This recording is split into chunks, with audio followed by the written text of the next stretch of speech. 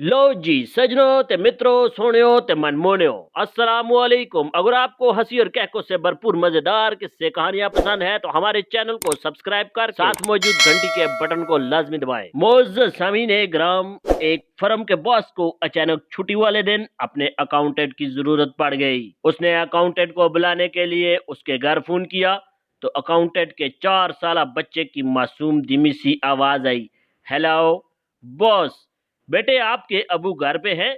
बच्चा, जी बॉस। क्या मैं उनसे बात कर सकता हूँ? बच्चा, नहीं बॉस। एक लम्हे को चूका, फिर सोचा मुमकिन है बाप वॉशरूम में हो। किसी बड़े से बात करने के ख्याल से बॉस ने फिर पूछा, अच्छा बेटा ये बताओ क्या आपकी अम्मी घर पे हैं? बच्चा, जी बॉस। क्या उनसे बात हो सकती है? बच्चा, जी नहीं।